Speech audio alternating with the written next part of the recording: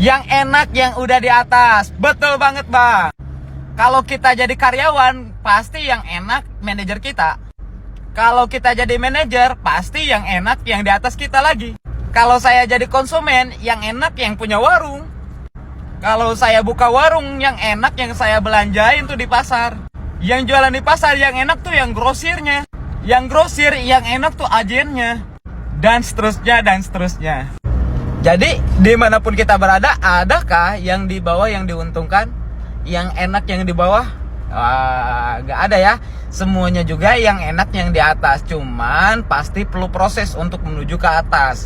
Nah, kalau misalkan kita jadi karyawan, tentunya perlu waktu yang lama juga. Harus kerja keras, komitmen di perusahaan, harus menunjukkan skill yang bagus, ya, kinerja yang bagus, baru nanti kita bisa naik pangkat. Tapi terkadang juga ada yang dimana dia tiba-tiba baru masuk, langsung jadi senior kita. Kenapa? Karena mungkin dia punya relasi, atau misalkan dia dekat sama manajer dan lain sebagainya, hingga akhirnya kita merasa dikucilkan, ya, gak dihargai. Kita ya kerja udah lama gak naik pangkat, dia yang masih baru udah naik pangkat gitu. Nah, sedangkan di bisnis ini kita gak bisa seperti itu. Semua orang yang bergabung ke bisnis ini itu mulai dari nol, gak tiba-tiba dia langsung banyak timnya, ya.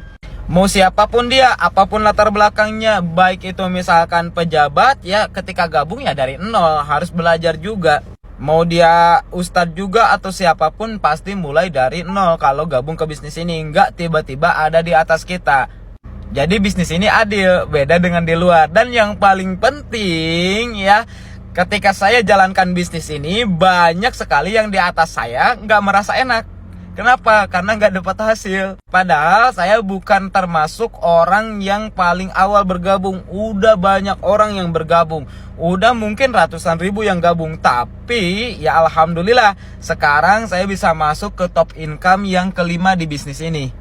Artinya tidak menguntungkan yang di atas kalau yang di atas tidak mau kerja. Dan tidak menguntungkan yang gabung lebih dulu kalau misalkan dia nggak mau jalankan bisnisnya. Dan saya juga tidak akan dapat keuntungan kalau saya nggak mau membina reseller-reseller saya. Tapi alhamdulillah karena saya mau membina, mengarahkan, ya, mendampingi, alhamdulillah hingga akhirnya banyak banget reseller saya yang membuktikan bisa berhasil di bisnis ini. Hingga akhirnya alhamdulillah saya bisa dapat keuntungan juga.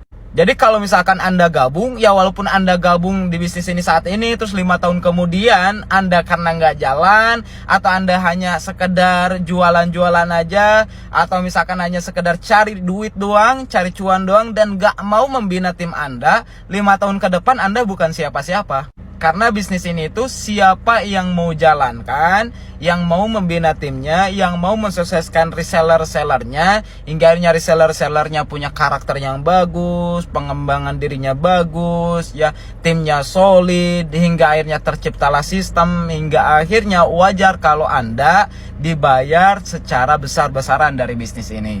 Jadi kira-kira gimana? Yang enak yang udah di atas atau bagaimana?